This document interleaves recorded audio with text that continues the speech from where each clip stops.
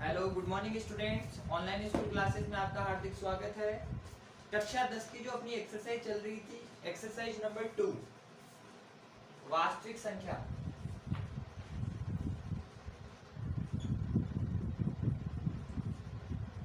वास्तविक संख्याओं में अपन ने चर्चा करी थी यूक्लिडी विभाजन एल्गोरिथम प्रमेय द्वारा एचसीएफ और एचसीएफ ज्ञात करना, और अभाज्य गुणनखंड विधि द्वारा अपन ने एचसीएफ और एलसीएम निकालना कल अपन ने देख लिया था। आज अपन चर्चा करेंगे कि आपके पास में अपरिमेय संख्याओं को किस तरीके से विरोधाभास विधि द्वारा सिद्ध किया जाता है। आपको कोई संख्या दे दी जाती है √2, √3, अपरिमेय संख्या सिद्ध कीजिएगी। √3 एक अपरिमेय संख्या। बच्चों मैं अपरिमेय संख्या आपको बता चुका हूँ। ऐसी संख्या है जिन्हें आप p/q के रूप में नहीं लिख सकते, वो अपरिमेय संख्या होती है। उनको आप इस तरीके से नहीं लिख सकते, उनको अपरिमेय संख्या कहा जाता है। तो उनको किस तरीके से सिद्ध करेंगे, इसकी चर्चा करेंगे हम थोड़ी देर में।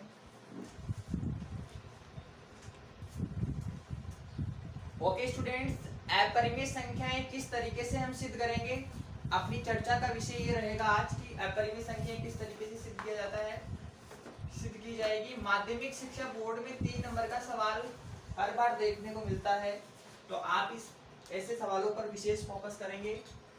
ध्यान दें किस तरीके से अपरिमेय संख्या सिद्ध की जाती है। अपन को इस आज के जो चर्चा का जो अपना विषय रहेगा, अपन को √2, √3, √5, √6 को अपरिमेय संख्या सिद्ध करना है।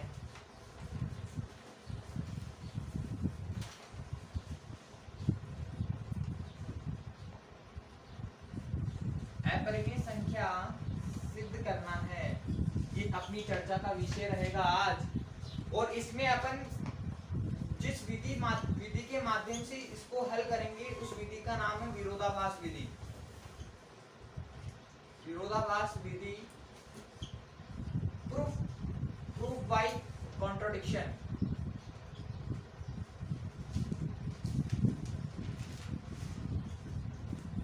प्रूफ बाय कॉन्ट्रडिक्शन विधि द्वारा इसको हल करेंगे। तो देखिए किस तरीके से करेंगे।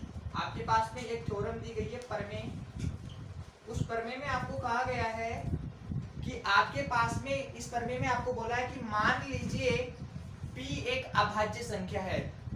मान लो p एक आपके पास में प्राइम नंबर है।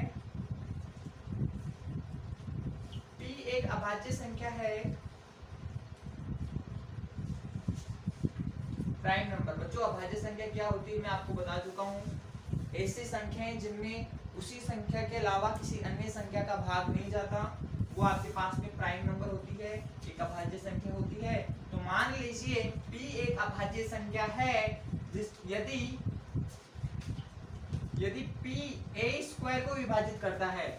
मान लो बच्चों p एक अभाज्य संख्या होगी, p मैंने एक अभाज्य संख्या 2 मान लिया और a मैंने कोई पूर्णांक मान लिया 6 मान लिया। तो p अगर a² अगर मैं इसका करूंगा तो 36 को विभाजित करता है, तो p का जो मान होगा p जो करेगा वो a को भी विभाजित करेगा। कहने का मतलब हो गया अगर p² अगर अपने पास में 36 को डिवाइड कर रहा है तो ये 6 को भी डिवाइड करेगा। इस बात को अपन को सिद्ध करना है।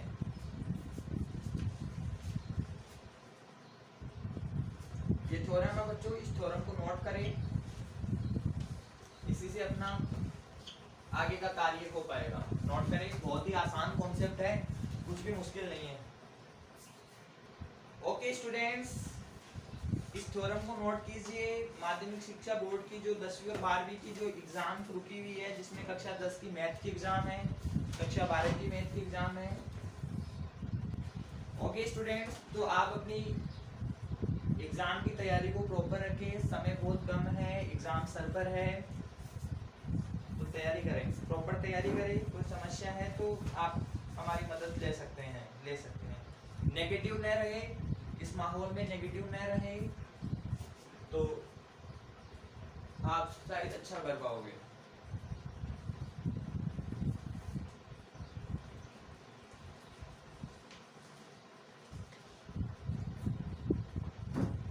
ओके स्टूडेंट्स, मैं चर्चा कर रहा हूँ किस तरीके से आपको अपरिमेय संख्या सिद्ध करनी है। आगे बढ़ते हैं, अपन पढ़ते हैं। नोट कर ली होगी, थोड़ा नोट कर लीजिए। मिटा रहा हूँ बच्चों, मिटा रहा हूँ। ये मैंने साफ कर दिया है।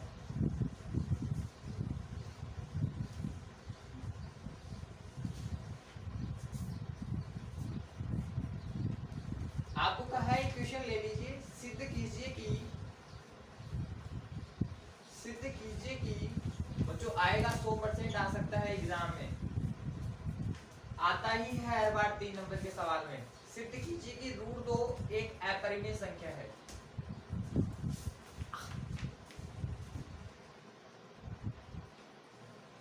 सिद्ध कीजिए कि √2 एक अपरिमेय संख्या है। ओके स्टूडेंट्स, इसको सिद्ध करना है अपन को विरोधाभास विधि से, प्रूफ बाय कॉन्ट्रडिक्शन। विरोधाभास जो अपने पास में विधि है उससे अपन सिद्ध करेंगे। तो इसका हल किस तरीके से करना है आप ध्यान दो, थ्योरेटिकल क्वेश्चन है इसका हल। ओके स्टूडेंट्स, तो इसका हल अपन को थ्योरेटिकल, थोड़ा थ्योरेटिकल भी है, कुछ यहाँ पे डेरिवेटिव भी है, तो अपन को ध्यान में रखना है। माना सर्वप्रथम अपन को माना दी गई संख्या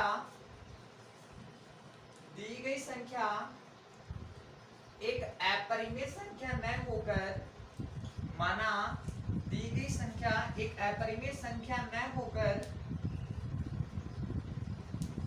एक परिमेय संख्या है। बच्चों ये अपन ने माना है। ओके, माना दी गई संख्या एक अपरिमेय संख्या न होकर एक परिमेय संख्या है, तो बच्चों में इसको क्या लिख सकता हूं, √2 = p/q।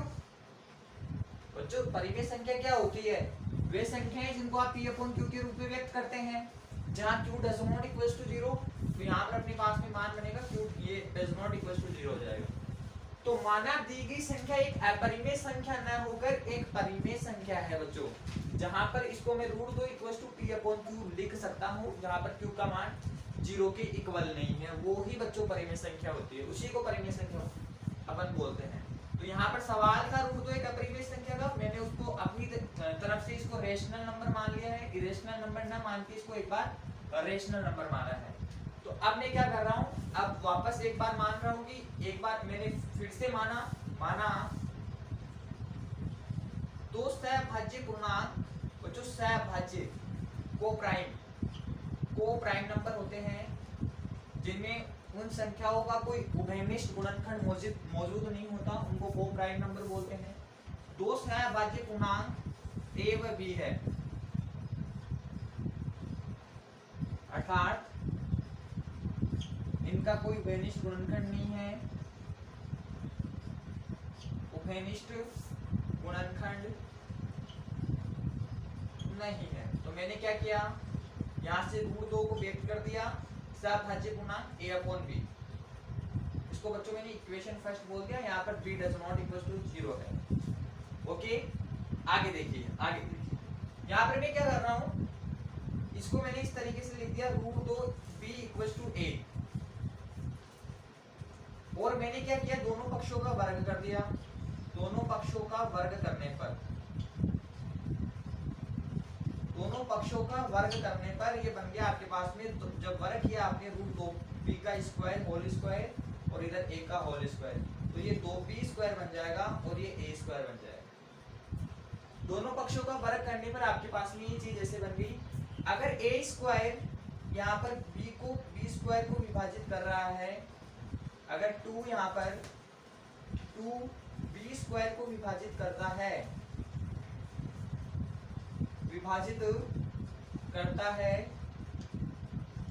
तो बच्चों a² को भी करेगा, तो यह a² को भी विभाजित करेगा।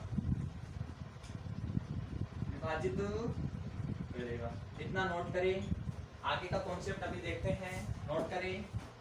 ओके स्टूडेंट्स, आगे बढ़ते हैं। यहाँ पर अपने पास में जो यदि 2b² को विभाजित करता है तो ये a² को भी विभाजित करेगा। बच्चों एक बार प्रमेय पर लेकर चलता हूं मैं। प्रमेय में मैंने आपको बताया था कि p आपके पास में एक अभाज्य संख्या है, वो अभाज्य संख्या बच्चों यहाँ पर 2 है, कंपैरिजन से यहाँ पर 2 आएगी। तो आप यहाँ पर लिख सकते हैं प्रमेय से आप लिख सकते हैं कि 2 a को विभाजित करता है, 2 a को विभाजित करता है, तो a पूर्ण रूप से 2 से विभाजित हो जाएगा। इसलिए मैं एक पूर्णांक की कल्पना कर रहा हूं, a equals to 2c। Okay, तो c यहाँ पर एक पूर्णांक है बच्चों, c यहाँ पर एक पूर्णांक है। मैंने यहाँ पर इसका वर्ग कर दिया तो ये 4c² हो गया। तो अब ये जो अब 4a² 4 से विभाजित होगा। यहाँ से अपने पास में अपन जब इस तरीके से बनाएंगे तो अपने पास में a² का जो मान बना है इधर बच्चों, a² का क्या मान बना है 2b²। तो ये मेरे पास में 2b² इक्वल्स टू 4c² हो जाएगा। तो b² का जो मान आएगा वो 2c² आएगा। 2 से 2 ये 4 कैंसिल हो जाएगा। तो ये इस तरीके से भी इक्वल आ रहा है। अतः बच्चों अब तो ये विभाजित हो रहा है, लेकिन प्रारंभ में जो अपन को संख्या दी गई थी क्या उसमें था ये? नहीं। तो हमारा जो प्रारंभिक कथन है वो यहाँ पर गलत सिद्ध हो रहा है। अतः हमारी प्रारंभिक अवधारणा गलत सिद्ध होती है। अतः हमारी प्रारंभिक अवधारणा गलत सिद्ध होती है। अतः √2 एक परिमेय संख्या न होकर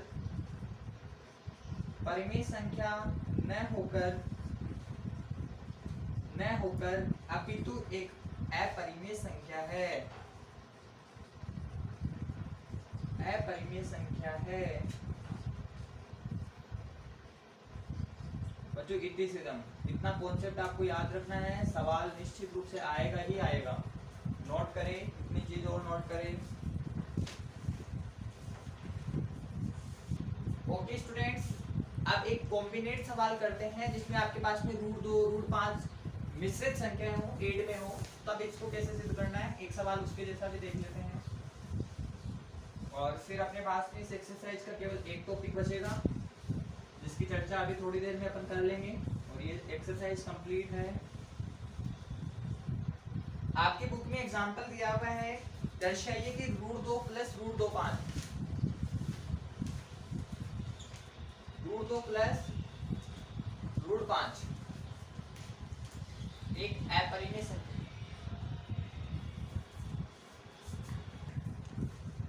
ओके स्टूडेंट्स, सवाल है अपने पास में √2 प्लस √5 एक अपरिमेय संख्या है। इसको किस तरीके से अपन को सिद्ध करना है, ध्यान दे, कॉन्सेंट्रेट। सवाल का तरीका वही है, आपको मानना होगा, माना √2 प्लस √5 एक अपरिमेय संख्या न होकर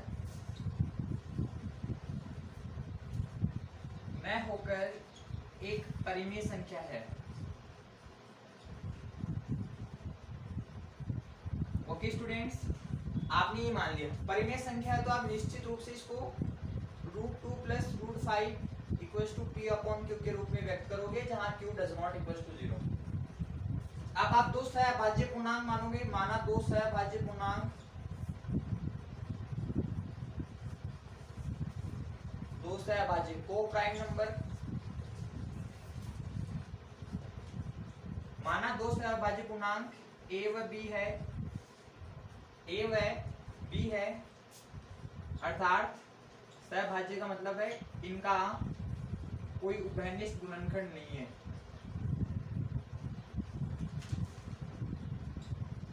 उभयनिष्ठ गुणनखंड नहीं है। ओके स्टूडेंट्स, आगे बढ़ते हैं। ये √2 प्लस √5 को मैंने व्यक्त कर दिया है यहाँ पर a/b के रूप में। √5 इक्वल्स टू ये हो गया a/b, √2 का पक्षांतर इधर करेंगे तो ये -√2 हो जाएगा। दोनों पक्षों का वर्ग करने पर ये 5 हो गया, इधर √5 का स्क्वायर 5 होगा और ये a/b -√2 का स्क्वायर आप करोगे तो a - b के होल स्क्वायर से जब आपने ओपन किया a² - 2ab + b², ओपन करने पर आपने पाया कि ये 5 इक्वल्स टू ये हो गया a²/b²।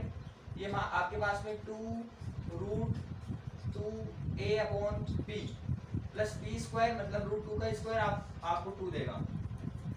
ओके स्टूडेंट्स, अब आप क्या कर रहे हो, इसको तो इधर ले आइए और इसको इधर ले जाइए, मतलब कि -2√2a/b का पक्षांतर इधर कर लिया तो ये प्लस का हो गया a/b, और इसका पक्षांतर इधर करने पर आपके पास में ये a²/b², 2 में से 5 गए तो -3 बच जाएंगे। ओके स्टूडेंट्स, आगे बढ़ते हैं। बच्चों यहाँ पर ये थोड़ी डेरिवेटिव है, थोड़ा सा आगे इसको सोल्व करना पड़ेगा आपको, इसलिए मैंने इस सवाल को बताया है।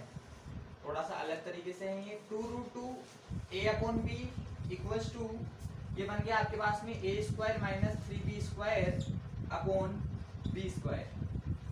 ओके, अब आप √2 को अलग बना लीजिए, तो आपने पाया कि ये आपके पास में हो गया इस तरीके से। √2 ये बन गया आपके पास में √2 multiply 2a upon b equals to a² minus 3b² upon b²। तो ये आपके पास में बन जाएगा। इसको इधर मल्टीप्लाई करने पर आपने पाया कि ये बन गया आपके पास में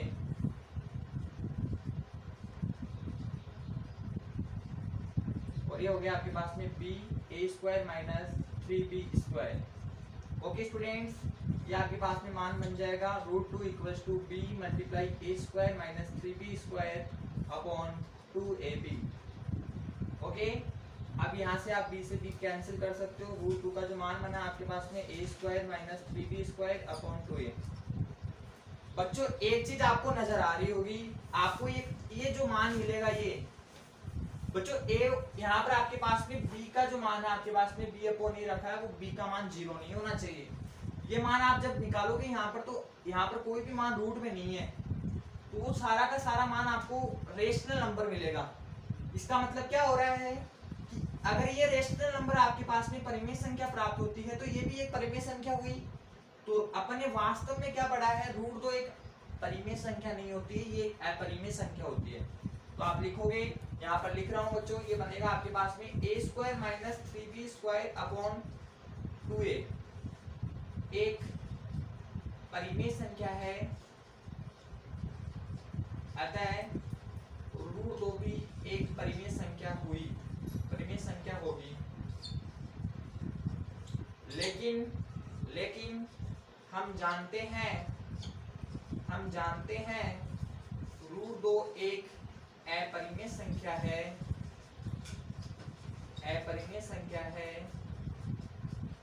अतः यह प्रारंभिक जो अपनी अवधारणा थी उसका विरोधाभास है।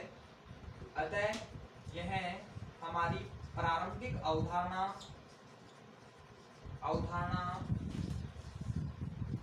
का विपरीत कॉन्सेप्ट है, प्रारंभिक अवधारणा की विपरीत है। अतः √2 प्लस √5 एक अपरिमेय संख्या है। नोट करें बच्चों, बहुत ही आसान है। ओके स्टूडेंट्स, बहुत ही आसान है।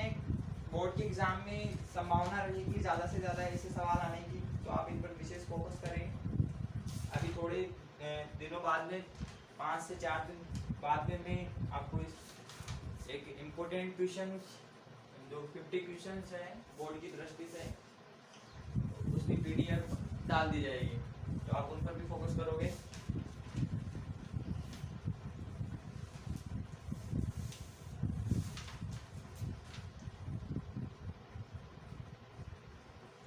जिन विद्यार्थियों ने लापरवाही करी, ये जो अपने 2 महीने के टाइम में अगर मैनेज नहीं किया, प्रॉपर्ली स्टडी नहीं करी, तो अगर वो अब इस 1 महीने में सही तरीके से नहीं चलेंगे तो उनका नुकसान है, निश्चित रूप से नुकसान है।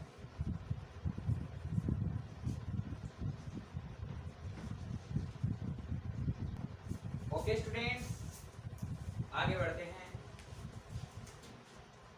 अपना जो नेक्स्ट सवाल जो परीक्षा में 1 नंबर का या 2 नंबर का जो सवाल रहेगा इस एक्सरसाइज से, वो आएगा अपने पास में शांत और अशांत आवर्ती। शांत और अशांत आवर्ती, शांत व अशांत आवर्ती की चर्चा अपन करेंगे।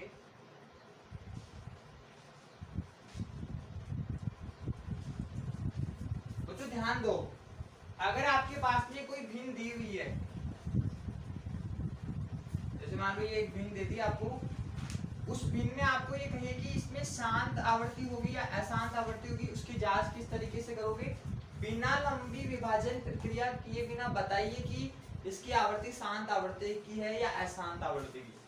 तो पहले अगर आपके पास में जब भी कोई भिन्न दी जाती है, यदि आप इसका एक कॉन्सेप्ट याद रखोगे, यदि किसी भिन्न में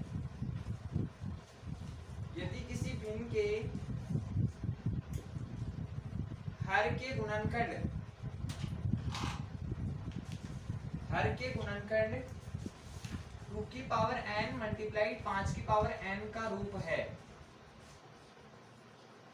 तो वह शांत आवर्ती का होगा।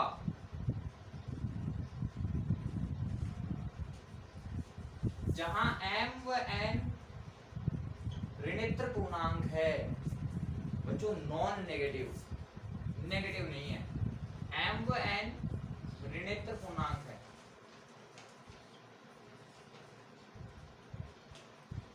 ओके, इस बात का ध्यान रखोगे। देखिए किस तरीके से आपको हल करना है। आपको सर्वप्रथम हर के गुणनखंड करने हैं, उसमें 2 की पावर m और 5 की पावर n का कोई रूप बनता हो। जैसे मैं अभी चर्चा करता हूं, एक सवाल लूंगा मैं, जैसे मान लो आपको दे दिया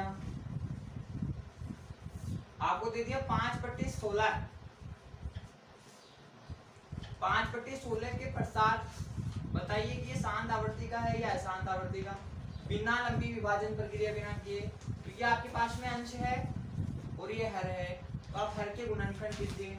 16 है, 16 के गुणनखंड किया आपने 2 की पावर 4 मतलब 2 की घात 4। अब इसमें आपके पास में 2 की पावर 4 और 5 की पावर कितनी बन रही है बच्चों? 0। तो निश्चित रूप से इसका रूप है, तो ये शांत आवर्ती का होगा। यदि किसी भिन्न में आपको अंश और हर में से हर के गुणनखंड करने पर वो आपको 2 की पावर n और 5 की पावर n का रूप लगता हो तो वो शांत आवर्ती में आएगा, अदरवाइज वो अशांत आवर्ती का है। ओके, आपकी बुक में बहुत सारे एग्जांपल दिए हुए हैं, जैसे दिया हुआ है 4/1600 या 13/1600, कितना भी लिख लीजिए। तो आपको इसमें हर के गुणनखंड करने होंगे। 1600 के गुणनखंड कीजिए, 2 से डिवाइड किया, 800 को 2 से डिवाइड किया, 400 को 2 से डिवाइड किया, 200 को 2 से डिवाइड किया, 100 को फिर 2 से डिवाइड किया, 50 को 2 से डिवाइड किया, 25 को 5 से डिवाइड किया, क्योंकि 2 से नहीं होगा 3 से भी नहीं होगा, तो 5 से होगा ये, और ये 5 आ गया और ये 5। बच्चों यहाँ पर 2 और 5 के अलावा कोई रूप नहीं है। आप 1600 को जब आपने लिखा तो आपने लिखा 2 की पावर 6 मल्टीप्लाई 5 की पावर 2, तो ये 2 की पावर n मल्टीप्लाई 5 की पावर n का रूप है, अतः बच्चों ये शांत आवर्ती में आएगा। ओके, तो ये कॉन्सेप्ट भी आपको याद रखना है, इसे नोट कर लीजिए। एक्सरसाइज लगभग कंप्लीट हो गई है। ओके स्टूडेंट्स, इस एक्सरसाइज में जो बातें हैं उनमें से आपको सबसे ज्यादा फोकस जिन पर करना है वो है आपको यूक्लिड विभाजन परिमेयिका से आपको HCF निकालना आना चाहिए। ओके, फिर आपको अभाज्य गुणनखंड विधि पर फोकस करना है। अभाज्य गुणनखंड विधि से आपको HCF और LCM पूछेगा। वो होने के बाद में बच्चों ये तो 1-1, 2-2 नंबर के छोटे क्वेश्चन होंगे। उसके बाद में जब 3 नंबर का बड़ा क्वेश्चन आता है तो वो आता है आपको या तो यूक्लिड विभाजन परिमेयिका से आएगा या फिर पूछेगा आपको सिद्ध कीजिए कि √2 √3 आपको अपरिमेय संख्या दे दी, कोई अपरिमेय संख्या सिद्ध करवा ले, जिसकी कॉन्सेप्ट की अपन ने अभी थोड़ी देर पहले चर्चा की थी। और लास्ट में अगर एक छोटा नंबर का सवाल आता है तो वो शांत और अशांत आवर्ती से आता है, कि कोई आपको भिन्न दे दी और उसमें आपको कहा कि बताइए कि शांत आवर्ती का है या अशांत आवर्ती का। वो भी बच्चों लंबी विभाजन प्रक्रिया किए बिना बताना, आपको भाग लगाए बिना। तो उसका ये कॉन्सेप्ट आपको पता होना चाहिए कि कोई भी आपके पास में 2 की पावर n और 5 की पावर n का रूप है तो वो शांत है, अदरवाइज वो अशांत होगा। ओके स्टूडेंट्स, आज की क्लास में सिर्फ इतना ही। अगर क्लास आपको अच्छी लग रही है ज्यादा से ज्यादा शेयर करें। चैनल को अभी तक आपने सब्सक्राइब नहीं किया है तो चैनल को जरूर सब्सक्राइब करें। और जो विद्यार्थी अभी जिनकी एग्जाम है कक्षा 10 की, वो अपनी पढ़ाई को जारी रखें, नेगेटिव ना बने इस माहौल में, और ज्यादा से ज्यादा अपनी स्टडी को टाइम दें। बहुत बहुत धन्यवाद। Thank you for watching.